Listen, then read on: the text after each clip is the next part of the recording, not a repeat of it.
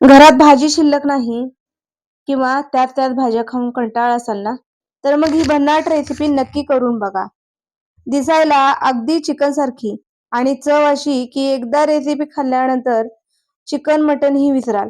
घरातल्या साध्या साहित्यापासून तयार होणारी ही रेसिपी भाजी, पोळी, भाकरी किंवा भातासोबत अप्रतिम लागते. पण ही रेसिपी सुरू करण्याआधी भाग्यश्री रेसिपीज या आपल्या चॅनेलवरती मी तुमचं खूप खूप स्वागत करते. तर सगळ्यात अगोदर बनवण्यासाठी आपण इथे 1 वाटी चणा डाळीचे पीठ घेतलेले आहे. त्यामध्ये अर्धा चमचा लाल तिखट, म्हणजे हे मी घरचं कांदा लसूण मसाल्याचं तिखट आहे ते घातलेलं आहे. तुमच्याकडे नसेल तर तुम्ही लाल तिखट ही वापरू शकता. त्यानंतर पाव चमचा हळद घातलेली आहे आणि गरम मसाला पाव चमचा आणि धने जिरे पावडर अर्धा चमचा घातलेली आहे.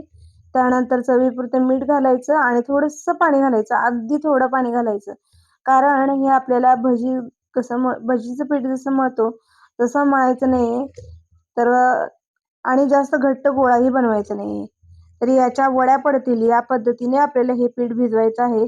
तर अगदी सुरुवातीला 4 ते 5 चमचे मी पाणी घातलेलं होतं आणि नंतर एक 4 ते 5 चमचे एवढंच पाणी मी घातलेलं आहे आणि पीठ छान असं मळून घ्यायचं. थोडीशी हळद मला यामध्ये कमी वाटली त्यामुळे मी आणखी पाव चमचा यामध्ये हळद ॲड केलेली आहे आणि या पद्धतीने इथे तुम्ही बघू शकता पीठ आपण घट्टसर असं मळून घेतले. अगदी गोळा तयार झालेला नाही आणि पातळ जसे भजीसाठी मळतो तसंही तयार झालेलं नाहीये. याच्या सहज वड्या बनवता येतील किंवा असे छोटे-छोटे गोळे तयार होतील, असं हे पीठ अगदी व्यवस्थित परफेक्ट आपलं मळून झालेलं आहे. त्यानंतर इथे मी कढईमध्ये अगदी कडकडीत असं तेल गरम करून घेतलेलं आहे. तेल लक्षात ठेवा कडकडीतच गरम असायला हवं, कारण या वड्या आपल्याला फारशा अगदी आतपर्यंत भाजायच्या नाहीयेत. यामध्ये आपण जास्त पाण्याचा वापर केलेला नाहीये मळताना. त्यामुळे अगदी पटकन भाजल्या जातात, चांगल्या कुरकुरीत होतात. त्यामुळे कडक एकदम कडक तेल असेल तर ह्या वड्या भाजायला फार वेळ लागत नाही.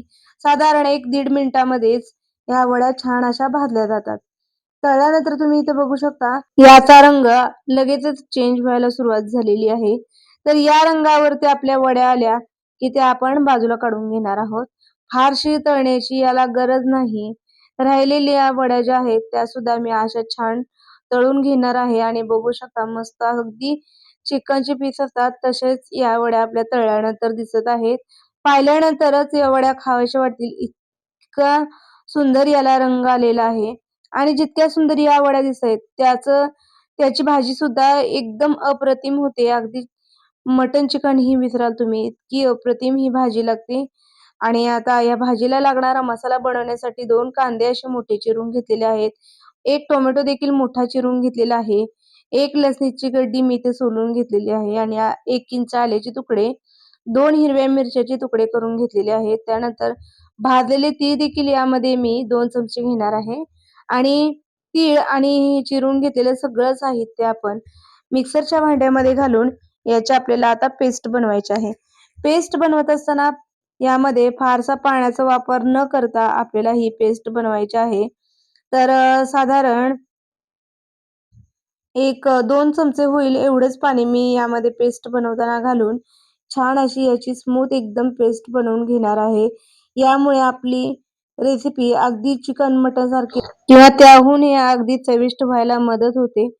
तर कांदा आणि इतर साहित्य जे आपण घेतलेले होतं त्याची स्मूथ अशी पेस्ट इथे बनवून घेतल्यानंतर ज्या कढईमध्ये आपण वड्या तळून घेतलेल्या होत्या त्याच कढईमधलं थोडंसं तेल यामध्ये मी ठेवलेलं आहे आणि तेल पुन्हा छान गरम करून घेतल्यानंतर यामध्ये आता मी 1 चमचा जिरे घालून घेतलेले आहेत आणि जे आपण कांद्याची पेस्ट बनवलेली होती, कांदा, टोमॅटो आणि मिरची, आलं, लसूण आणि तिळाची जी पेस्ट आपण यामध्ये बनवून घेतलेली होती, ती सगळी पेस्ट यामध्ये घालून छान असे याचा अगदी कच्चेपणा जाऊन याला छान मसाल्याला तेल सुटेपर्यंत आपल्याला भाजायचं आहे.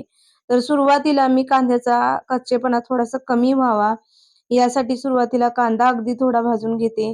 कांदा भाजत असतानाच यामध्ये आपण बाकीचे मसाले देखील घालणार आहोत. तर सुरुवातीला पाव चमचा इथे मी हळद घातलेली आहे, अर्धा चमचा धने पावडर, अर्धा चमचा जिरे पावडर आणि अर्धा चमचा गरम मसाला देखील यामध्ये मी ॲड केलेला आहे.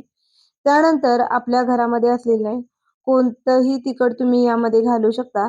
तर मी कांदा लसूण मसाला यामध्ये घातलेला आहे. यामुळे खूप छान अशी टेस्ट येते. तर साधारण 3 ते 4 चमचे होईल एवढा कांदा लसूण मसाला मी यामध्ये घातलेला आहे. त्यानंतर चवीपुरतं मीठ देखील मी यामध्ये घालते. कांदा लसूण मसाला घातला की भाजीला अप्रतिम अशी चव येते. त्यामुळे नक्की तुमच्याकडे असेल तर यामध्ये कांदा लसूण मसाला तुम्ही घाला आणि भाजीची चव ही दुप्पट करा. तर यामध्ये आपण मसाला जळू नये आणि छान असा शिजला जावा, मसाल्याला सगळीकडून व्यवस्थित तेल सुटावं, यासाठी थोडंसं पाणी घातलेलं आहे. पाणी घातल्यामुळे अजिबात आपला मसाला करपणार नाही आणि छान असा तेल सुटेपर्यंत भाजला जाईल. तर आता झाकण ठेवून साधारण एक अर्धा 1 मिनिट आपण याला वाफ काढून घेणार आहोत. तर अर्ध्या मिनिटानंतर तुम्ही बघू शकता मसाला आपला मस्त असा छान तेल मसाल्याला तेल सुटलेलं आहे आणि वास जर म्हणाल याचा, तर असं या वासावरूनच ओळखता येतं, की आपली भाजी किती सुरेख होणार आहे आणि वासच जर इतका सुरेख असेल, तर भाजी किती सुंदर होईल. तर अशी इथे एकदम चविष्ट भाजी तुम्ही देखील नक्की बनवून पहा. स्टेप बाय स्टेप सांगितल्याप्रमाणे तुम्ही ही भाजी नक्की करून पहा आणि आवडली तर कमेंट करून सांगायला अजिबात विसरू नका. तर भाजीला आता दणदणून अशी छान उकळी आलेली आहे. भाजीला उकळी आल्यानंतर ज्या वड्या बनवून घेतलेल्या आहेत आपण, त्या वड्या यामध्ये घालायच्या आणि आपली ही भाजी पुन्हा एकदा 2 ते 3 मिनिटे शिजवून घ्यायची. म्हणजे वड्या ज्या आहेत त्या छान अशा शिजल्या जातील.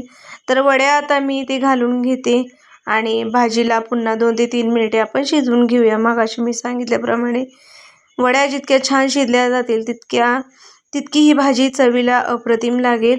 त्यानंतर यामध्ये आपण बारीक चिरलेली कोथिंबीर देखील घालून घेऊया आणि 2 ते 3 मिनिटे पुन्हा याला उकळी काढून घेऊया. तर एकदम चवीला अप्रतिम असणारी ही भाजी बनवायला सुद्धा अगदी सोपी आहे. तुम्ही आता पाहिलंच असेल. तर याला उकळी आल्यानंतर गॅस बंद करून घ्यायचा आणि तुम्ही भाजी तयार झाल्यानंतर इथे बघू शकता काय मस्त असा याला रंग आलेला आहे आणि भाजी देखील आपली अगदी मटन चिकनची असते तशीच अप्रतिम दिसते. तर तुम्हाला जितका रस्सा हवा असेल मगाशी मी सांगितल्याप्रमाणे तेवढं तुम्ही यामध्ये पाणी घालू शकता. मला थोडासा रस्सा जास्त हवा होता तर मी यामध्ये पाणी जास्त घातलेलं आहे. तुम्ही कमी घालून सुद्धा भाजी ही बनवू शकता. खूप छान लागते. तर भाजी तयार झाल्यानंतर मस्त अशी तरी आलेली आहे भाजीला. आणि जर हा व्हिडिओ तुम्हाला आवडला असेल तर कमेंट करून सांगायला विसरू नका. त्याचबरोबर लाईक, शेअर आणि सबस्क्राईब देखील करा आणि बेल आयकॉनला देखील प्रेस करा. म्हणजेच नवनवीन व्हिडिओ मी अपलोड केले की लगेचच त्याचं नोटिफिकेशन तुम्हाला मिळेल आणि आपल्या रेसिपीज तुम्हाला पाहता येतील. धन्यवाद.